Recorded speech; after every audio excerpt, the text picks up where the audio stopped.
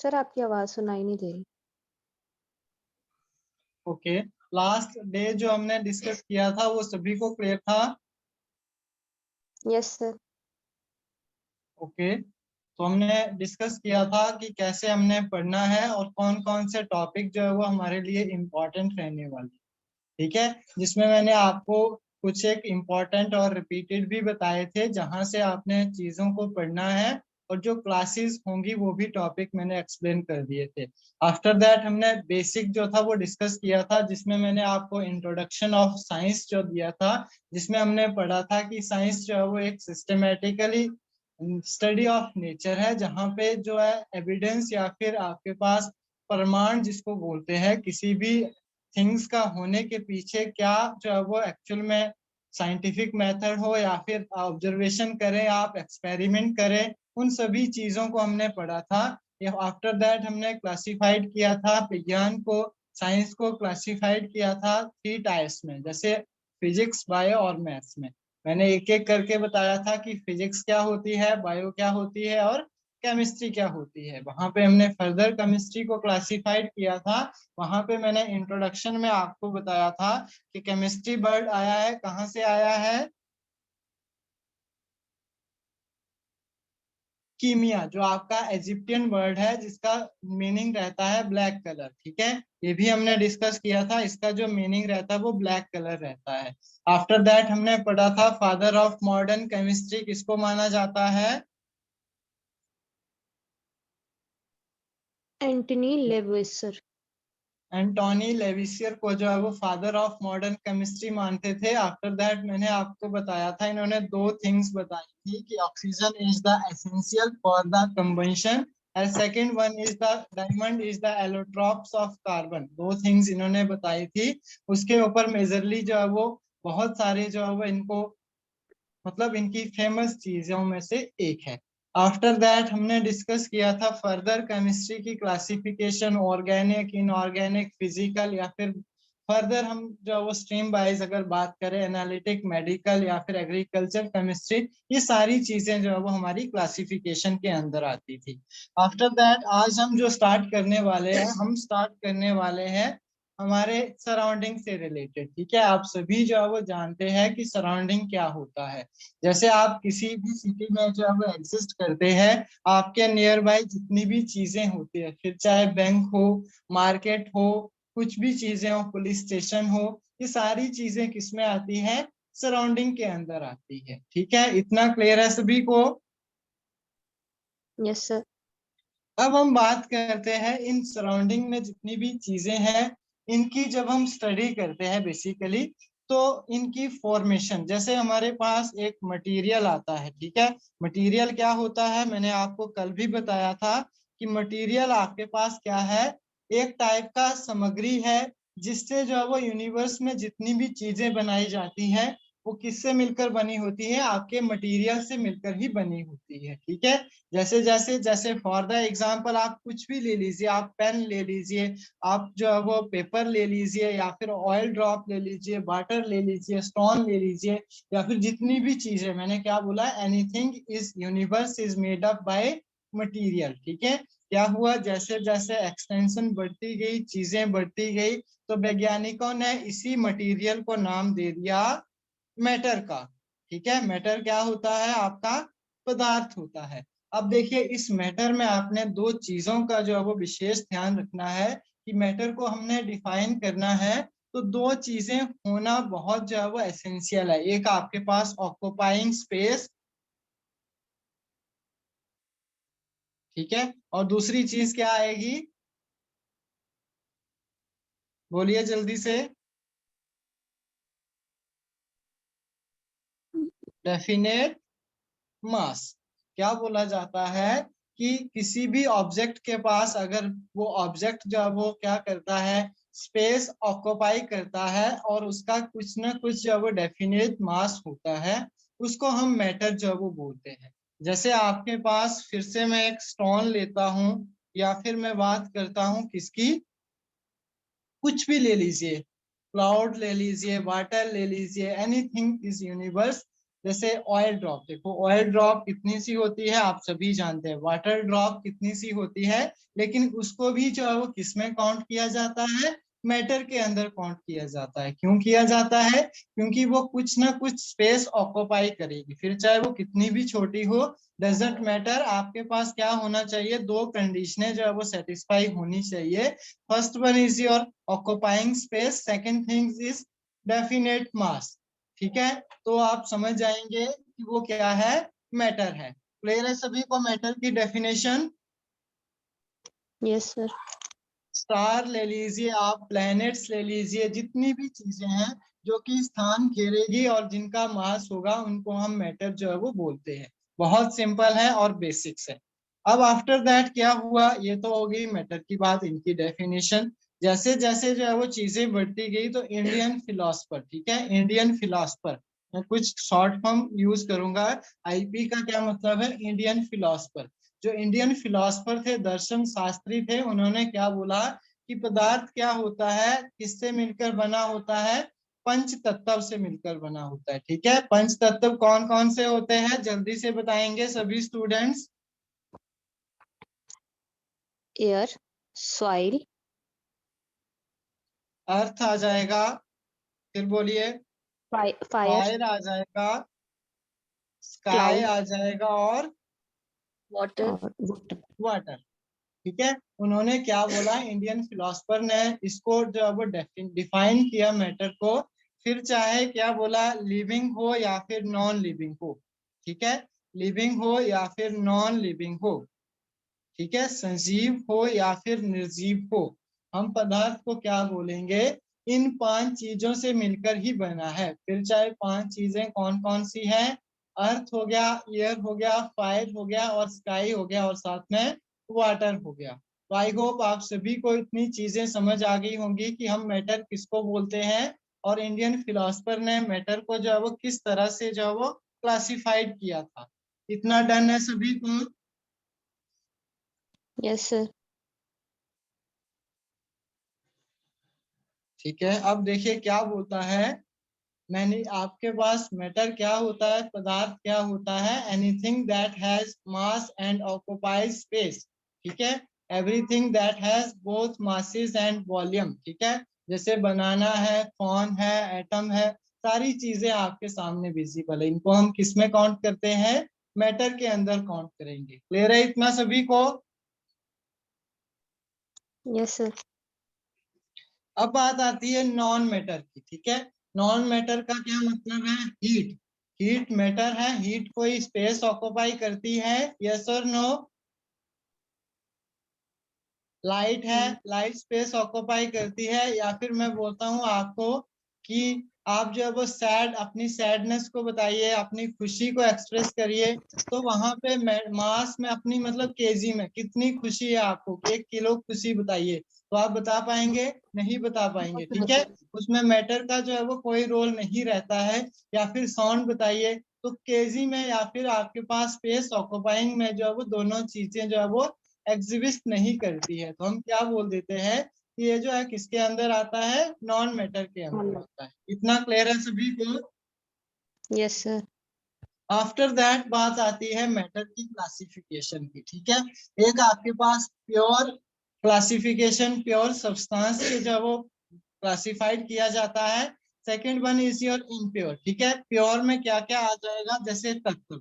तत्व मतलब element, element आप सभी जानते हैं, सोडियम, हाइड्रोजन, कुछ भी ले लीजिए, सिंगल एलिमेंट्स। ठीक है, यौगिक क्या होता है, दो या दो से अधिक एलिमेंट्स जब आपस में जुड़ जाते हैं, फॉर द एग्जांपल वाटर है, NaCl है, तो ये किसमें आ जाएगा, कंपाउंड के अंदर आ जाएगा। मिक्सचर को हम डिफाइन करेंगे तो मिक्सचर इम्प्योर मतलब मिक्सचर, मिक्सिंग है। होमोजीनियस में जैसे आपके पास नमक और पानी का घोल, जिसमें पूरी तरह से मिक्सिंग हो जाती है, नमक और पानी का घोल किसमें आएगा, होमोजीनियस मिक्सचर में आएगा। नमक और चीनी का घोल एक एग्जांपल ले सकते हैं आप होमोजीनियस मिक्सचर का। Second one is heterogeneous. Heterogeneous में आप नॉर्मली देखते हैं ऑयल एंड वाटर का एग्जांपल लिख लीजिए, आप नमक और आयरन का एग्जांपल लिख लीजिए। तो इस तरह से जहां पे जो है वो कंपोजिशन जो है वो प्रॉपर नहीं होगी, ठीक है, मिक्सिंग जो है वो आपस में दोनों जो सोल्यूट या फिर सॉल्वेंट है या फिर दो चीजें आपस में प्रॉपरली मिक्सअप नहीं होंगी तो हिट्रोजीनियस मिक्सचर बोलेंगे, और मिक्सअप हो जाएंगी तो होमोजीनियस मिक्सचर जो है वो बोलेंगे। इतना क्लियर है सभी को? इतना डन है? Yes, sir. Yes, sir. Okay.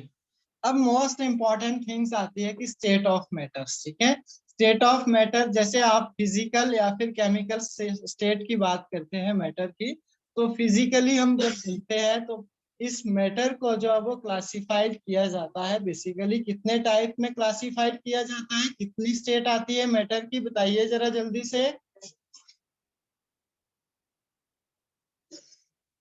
How many state of matters can be classified? 3 stages.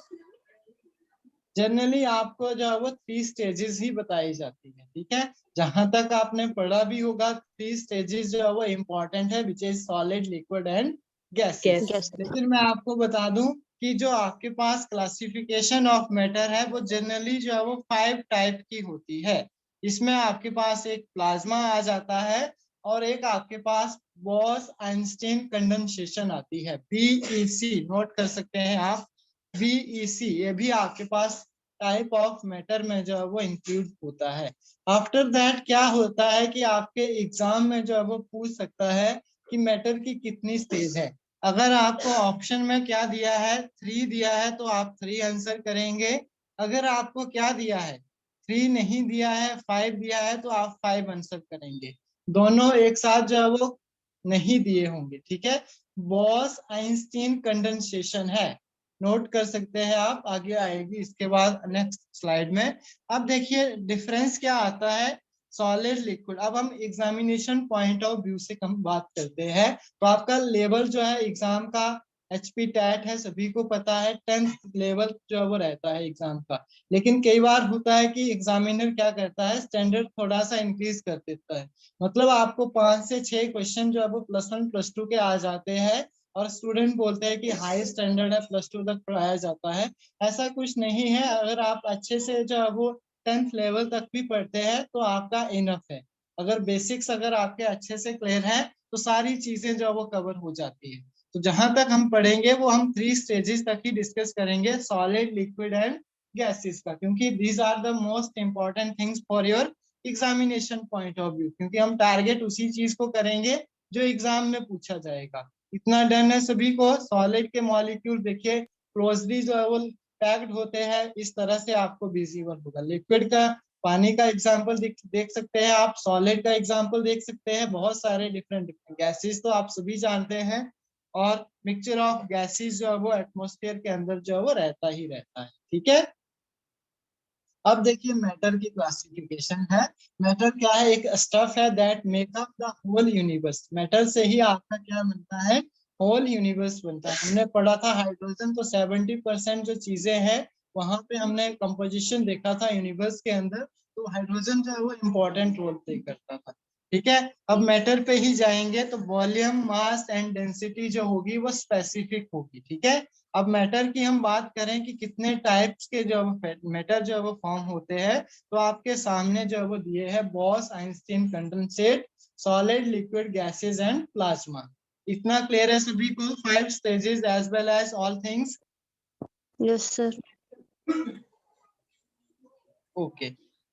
For the purpose of this class, we will focusing on the 3 most common phases, that will solid, liquid and gases. First of all we will discussing about solids, ठीक है। solids क्या होते हैं? ठोस, सभी को पता है solid। अब हम क्या बोलेंगे? हार्ड। सॉलिड क्या होते हैं? हार्ड होते हैं। मॉलिक्यूल आर पैक्ड टुगेदर, ठीक है, मोर क्लोजर, ठीक है। हार्डर है, क्लोजर है, और मॉलिक्यूल्स आपस में क्लोज जो है वो क्या कर रहे हैं, टुगेदर जो है वो उनको रखा गया है। जब मॉलिक्यूलर आपस में क्या होंगे, क्लोज लाई करेंगे, तो उनके बीच में जो इंटर मॉलिक्यूलर फोर्सेस होंगी वो भी क्या होंगी, नेचुरल सी बात है, बताइए जरा। Close होगी. इंटर मॉलिक्यूलर फोर्सेस भी जो है वो क्लोज होंगी। अगर इंटर मॉलिक्यूलर फोर्सेस जो है वो क्लोज हैं that means the substance is hard. Substance hard होगा, इसका क्या मतलब है, वो इनकम्प्रेसिबल इन नेचर होगा। इनकम्प्रेसिबल इन नेचर मतलब उसको हम कंप्रेस जो है वो नहीं कर पाएंगे। इतना क्लियर है सभी को? दूसरी चीज, इंटरमॉलिक्यूलर फोर्सेस जो है वो स्ट्रांग होंगी तो उनका melting point as well as boiling point भी क्या रहेगा, स्ट्रांग रहेगा। इतनी बात क्लियर है इतना सभी को? Yes sir. आप एग्जाम्पल देख सकते हैं, आपके पास पेन होगा, आपके पास अभी जो है वो बुक होगा, टेबल होगा, वो सारी चीजें किसके अंदर आती है, सॉलिड के अंदर आती है, जिसका जो है वो डेफिनेट मास और वॉल्यूम दोनों क्या होंगे, डेफिनेट होंगे। उस केस में हम उसको सॉलिड जो है वो बोल देते हैं। बेसिकली सॉलिड को फर्दर जो है वो 2 टाइप में क्लासिफाइड किया जाता है। एनीथिंग बताइए, कौन से टाइप्स आते हैं सॉलिड्स के? क्रिस्टलाइन की जब हम बात करते हैं, बताइए जरा, क्रिस्टल लैटिस की बात करते हैं तो सॉलिड को कौन कौन सी फॉर्म में जो है वो डिस्ट्रीब्यूट किया जाता है? 2 types of solids.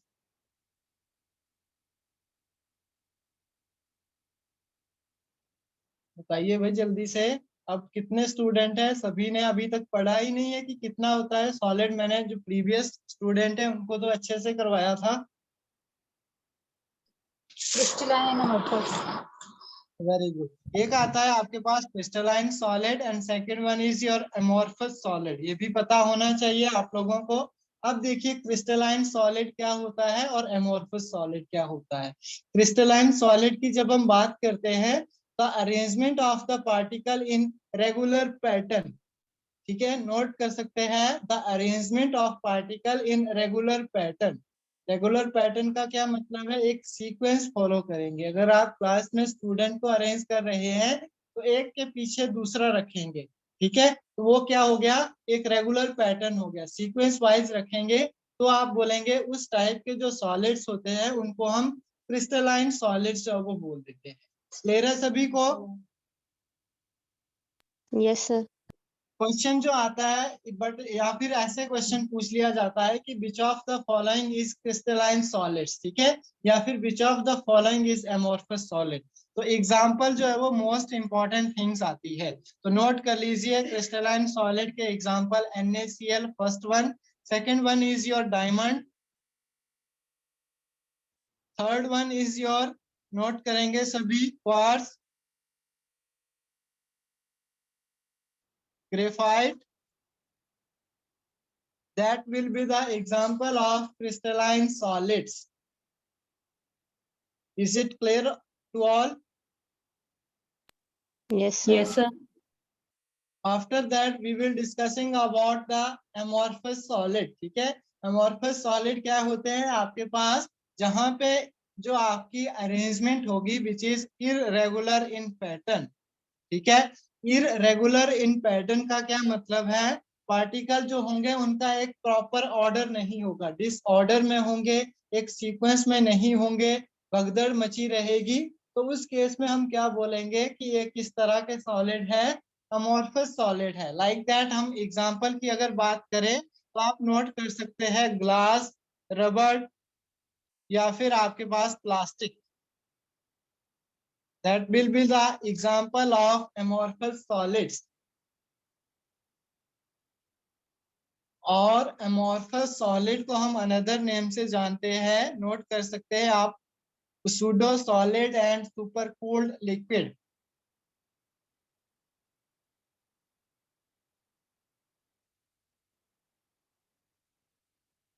pseudo solids and supercooled liquid। Super cold liquid note कर लीजिएगा। तो आई होप आप सभी को यहाँ तक डन होगा। डन है इतनी चीजें? Yes sir. Yes, sir. रब कर दूं मैं इसको? Yes sir. देखिए आपके पास 1 एंड कितना, आपके मेडिकल वालों का 7 को है, पेपर कब है? 7 को सर। और नॉन मेडिकल वालों का कब है? 31st। 31st. ओके, 7 तो अभी अगस्त भी को है, आप 7 अगस्त को मेडिकल का है। यस आई थिंक 7 को है। 7 अगस्त ना? यस यस, हाँ जी। पता नहीं, आप चेक कर लीजिएगा एक बार, आई थिंक 7 अगस्त को है। Yes, तो sir. अच्छे 7 से also. प्रिपरेशन करनी है, क्योंकि अभी बहुत टाइम है आप लोगों के पास, डेली भी आप रिवीजन करते हैं तो इतना जो है वो लेवल नहीं है, ठीक है। तो आप अच्छे से चीजों को पढ़िए जितना करवाया जाता है। इसके अलावा भी आप 1 घंटा खुद के लिए देते हैं, क्योंकि क्लासेस तो आप सभी लगा रहे हैं, लेकिन उसको रिवाइज कितना कर पा रहे हैं, that will be the important things, ठीक है।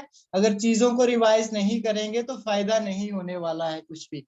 नेक्स्ट देखिए, हम लिक्विड की जब बात करेंगे तो लिक्विड में क्या होगा आपके पास, जब हमने पढ़ा था कि जो वॉल्यूम और दोनों चीजें जो है वो उसमें क्या थी, फिक्स थी। लेकिन लिक्विड के केस में जो वॉल्यूम होगा वो तो फिक्स रहेगा, लेकिन जो आपके पास शेप होगी, शेप जो होगी वो फिक्स नहीं होगी, ठीक है। वॉल्यूम तो फिक्स होगा। जैसे मैंने मान लिया आपके पास इस बॉल के अंदर जो है वो मान लो 1 ml या फिर जितना भी लिक्विड ऐड किया है, इसी को हम क्या करेंगे, किसी एक गिलास में डाल लेते हैं, तो इसका वॉल्यूम तो सेम रहेगा, लेकिन ये शेप क्या करेगा, अपनी चेंज कर लेगा अकॉर्डिंग टू द कंटेनर। जिस भी कंटेनर में लिक्विड कंटेन किया जाएगा उसकी जो है वो शेप कंटेन कर लेगा, ठीक है। इतना क्लियर है सभी को? Yes, sir. इसमें दूसरी चीज क्या आती है, जैसे हमने पढ़ा था कि जो फोर्स ऑफ अट्रैक्शन है, जैसे हमने पढ़ा कि सॉलिड के बहुत क्लोजली जो है वो लाइज करेंगे, इसमें थोड़ा लिक्विड के केस में थोड़ा गैप होता है बिटवीन द मॉलिक्यूल्स, जिसकी वजह से जो फोर्स ऑफ इंटरमॉलिक्यूलर फोर्सेस है एज कंपैरिजन टू सॉलिड, इनके बीच में क्या होती है, वीक रहती है, ठीक है। इतना क्लियर है सभी को? एग्जाम्पल के लिए आप सभी जानते हैं लिक्विड का वाटर का एग्जाम्पल आता है, ऑयल है, मिल्क है, और ये क्या करती है, शेप ऑफ द कंटेनर जो है वो अटेन कर लेते हैं।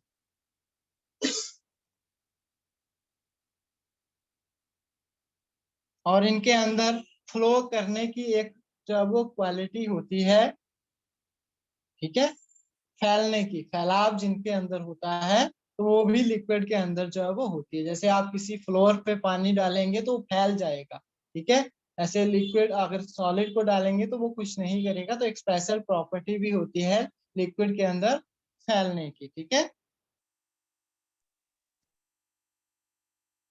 आफ्टर दैट गैसेस की हम बात कर लेते हैं।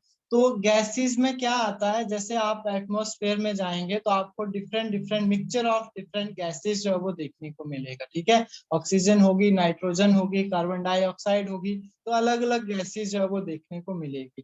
तो बेसिकली गैसेस के केस में जो मॉलिक्यूल्स होंगे वो दूर दूर लाइज करेंगे, यहाँ पे विजिबल होगा पिक्चर में आपको, जो मॉलिक्यूल ऑफ गैसेस है दैट विल लाइज फार, मतलब दूर दूर जो है वो लाइज कर रहे हैं एक दूसरे से, तो फोर्स ऑफ अट्रैक्शन तो वीक होगी, नेचुरल सी बात है। दूसरी चीज आपके पास इसके अंदर क्या आती है, शेप और साइज भी फिक्स नहीं होंगे, दोनों जो है वो शेप एंड साइज भी जो है वो फिक्स नहीं होंगे, ये भी आपने याद रखना है। और इंटरमॉलिक्यूलर फोर्स जो है वो क्या है, वीक है, बहुत Weak वीक bit. रहेंगी, ठीक है, वीक रहेंगी सारी चीजें। आफ्टर दैट हम पढ़ते हैं कंप्रेसिबिलिटी का कंसेप्ट। तो गैस को कंडेंस किया जा सकता है, लिक्विड भी जो है वो एज कंपैरिजन टू सॉलिड जो है वो इजीली कंप्रेसिबल रहता है। तो इस तरह सी चीजें जो है वो चलती है लिक्विड। वेपर भी अनदर नेम ऑफ लिक्विड, आप सभी जानते हैं, वेपर्स बन जाते हैं। आप पानी को, लिक्विड को गर्म करते हैं तो वेपर में जो है वो गैसेस में चले जाते हैं, वो उसका इवेपोरेशन जो कंसेप्ट आता है वो भी जो है वो आपका एक गैसेस में ही काउंट किया जाता है। तो बेसिकली उसको भी हम गैसेस जो है वो बोल देते हैं। ये तो आपके पास सिंपल क्लासिफिकेशन है कि कहाँ पे साइज शेप का जो है वो क्या कंसेप्ट रहता है। तो basic terminology which is related from liquid, gases and solids, ठीक है।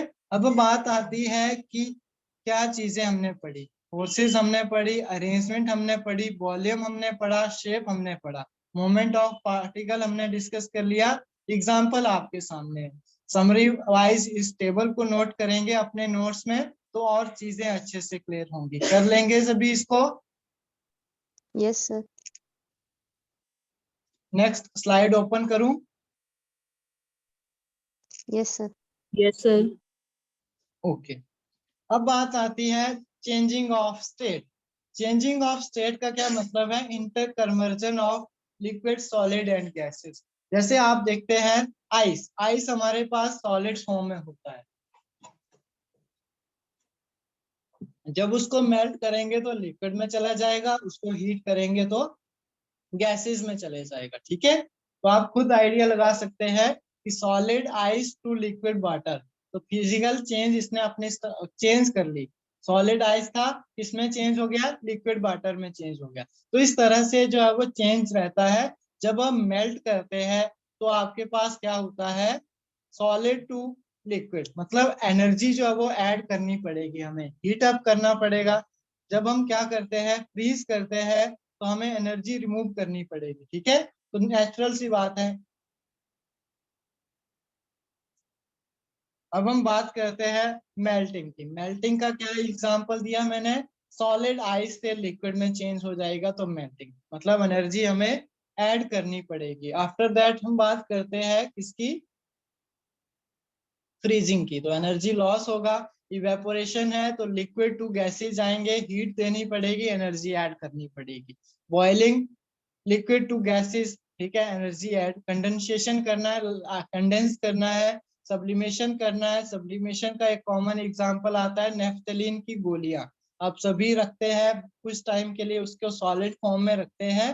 अगर एक मंथ या फिर कुछ एक टाइम पीरियड के बाद आप उसको चेक करेंगे तो आप पाएंगे वहां पे वो गैसेज फॉर्म में जो है वो कन्वर्ट हो चुकी है। तो ये कुछ तरह इस तरह की प्रोसेस रहती है। अब हम बात करेंगे फिजिकल चेंज और केमिकल चेंज। ये भी आपके एग्जाम के हिसाब से जो है वो बहुत इंपॉर्टेंट टॉपिक आ जाता है। 3 स्टार इसको भी नोट करना है क्योंकि ट्रेंडिंग में है। ठीक है, पूछा जा सकता है, ट्रेंडिंग में है। जैसे हम फिजिकल चेंज की बात करते हैं तो substance undergo a change in its physical properties such as shape, size, colour and state. Physical change क्या होता है? जैसे आपके पास कोई भी सब्सटेंस है, वो अपनी फिजिकल चेंज मतलब स्टेट में चेंज लाता है। शेप उसकी चेंज होगी, साइज जो है वो चेंज होगा, कलर भी और स्टेट भी। ठीक है, but generally they are reversible in nature. Reversible in nature का क्या मतलब है? हमने क्या किया? फ्रीजिंग ऑफ वाटर किया। ठीक है, हमने वाटर को फ्रीज किया, फिर दोबारा से क्या हम उसका वाटर बना सकते हैं? मेल्ट करके वाटर बन जाएगा। Yes, sir. Yes, sir. तो हम क्या बोलेंगे? ये क्या हुआ? रिवर्सिबल प्रोसेस हुई। मतलब हमने घुमा के जो है वो दोबारा से जहां से हमने स्टार्ट किया था उसी चीज को हम बना लेंगे, तो that means the process is reversible. ठीक है, स्ट्रेचिंग ऑफ स्प्रिंग, हमने स्प्रिंग को स्ट्रेच किया, आफ्टर दैट हम उस स्प्रिंग को दोबारा जो है वो उस फॉर्म में जो है वो ला सकते हैं। तो इस तरह से जब हम क्या करेंगे, जब भी आपके पास कोई भी नया सब्सटेंस नहीं बनेगा, उसी चीज में जो है वो इंटर कन्वर्जन चलेगी, प्रोसेस जो है वो रिवर्सिबल होगी। That means we will say the physical change. इतना डन है सभी को? Yes, Yes, sir. sir. Example of physical change आप नोट कर सकते हैं। सेकेंड थिंग्स आती है कि केमिकल चेंज क्या होता है, बिल्कुल इसके अपोजिट होगा। तो जल्दी से इसका स्क्रीनशॉट लीजिए क्योंकि टाइम कम है, तो चीजों को कवर करना है मुझे। अब देखिए केमिकल चेंज में क्या होगा। फिजिकल चेंज में आपने एक चीज याद रखनी है कि no new substance are form, no new substance are form. ठीक है, इन फिजिकल चेंज। अब केमिकल चेंज की बात आती है तो आप क्या करेंगे, एक मैं कॉमन सा एग्जांपल दूंगा, वहां से आपकी सारी चीजें जो है वो क्लियर हो जाएगी। एक लकड़ी का टुकड़ा है आपके पास, ठीक है, एक लकड़ी का टुकड़ा है, इसको आपने जला दिया, इसका जला दिया, आपको क्या मिली? ऐश मिली। ठीक है, ऐश मिल गई या फिर जो भी इसके अनप्लीजेंट जो है वो कंपोनेंट मिले। ठीक है, तो आप क्या बोलेंगे? जब भी इसको जला के हमें ऐश मिली, तो ऐश को क्या आप दोबारा उस ऐश की जो है वो लकड़ी बना पाएंगे? यस और नो? No, sir. बिल्कुल नहीं बना पाएंगे। ठीक है, एक बार आपका दूध जो है वो फट गया, क्या उसकी दोबारा आप जो है वो दही बन गया मान लो, उसके दोबारा क्या दूध बन जाएगा? बना लेंगे आप दोबारा दूध उसका? No, sir. बिकॉज वहां पे क्या होगा, यहाँ पे हमें ओल्ड सब्सटेंस नहीं, यहाँ पे हमारा न्यू सब्सटेंस जो है वो फॉर्म हो रहा है। इट मीन्स हम क्या बोलेंगे कि जब भी क्या होता है फिजिकल चेंज, केमिकल चेंज के अंदर more than new substance are form, और जो आपका रिएक्शन होता है वो कौन सा होता है, इररिवर्सिबल इन नेचर। नोट करेंगे सभी, इररिवर्सिबल इन नेचर। ठीक है, burning of coal, burning of wood, burning of magnesium ribbon, burning of leaves are the example of chemical change. ठीक है, केमिकल चेंज के अंदर क्या होता है, केमिकल रिएक्शन होते हैं। ठीक है, रस्टिंग ऑफ आयरन है, लोहे को जंग लग गया एक बार, दोबारा लोहा जो है वो फॉर्म नहीं होगा। लेकिन एक कॉमन एग्जांपल आता है, burning of candle can be show the both physical as well as chemical changes. Note कर लीजिए, मोस्ट इंपॉर्टेंट थिंग्स है, बर्निंग ऑफ कैंडल जो होती है, मोमबत्ती का जलना जो है वो, उसमें physical as well as chemical जो है वो चेंजेस तो वो देखने को मिलते हैं।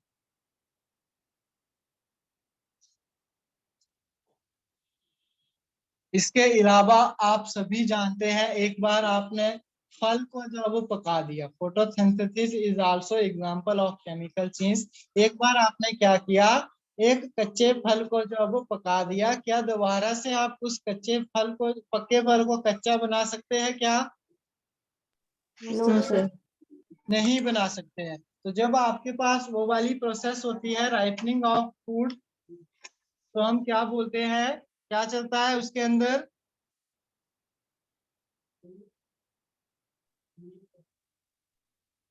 Chemical change. Ripening of fruits, कौन सी प्रोसेस यूज करते हैं, जल्दी से बताओ। मैंने कल परसों भी करवाई थी जब हमने हाइड्रोकार्बन्स जो वो डिस्कस किए थे।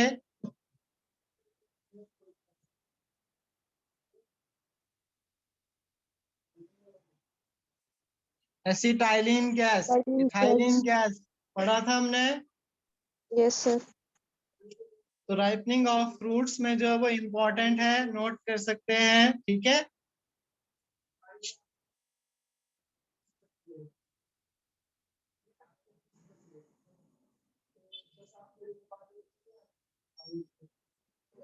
आफ्टर दैट देखिए इंटर कन्वर्जन आती है। ठीक है, सॉलिड से लिक्विड जाएंगे तो फ्यूजन होगी, लिक्विड से किसमें जाएंगे, गैसेस में जाएंगे, वेपराइजेशन होगी, गैसेस से सॉलिड में जाएंगे, सब्लिमेशन होगा। इसको हम डिटेल में कल डिस्कस करेंगे।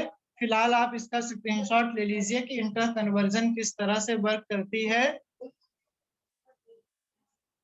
आफ्टर दैट कुछ एक क्वेश्चन है, which of the following is एक physical change, rusting of iron, combustion of magnesium ribbon, burning of candle, या फिर melting of wax?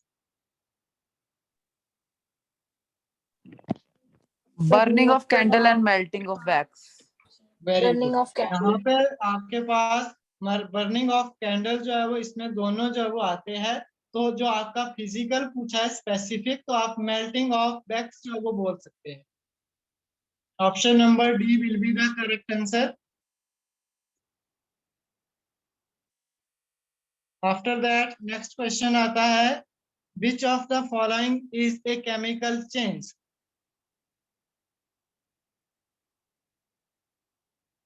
Cooking of vegetable. Cooking of vegetable is a chemical change. Next question देखिए, in chemical, the chemical in which one of more new substance are formed is called physical change, chemical changes, corrosion, या फिर galvanization? Chemical change.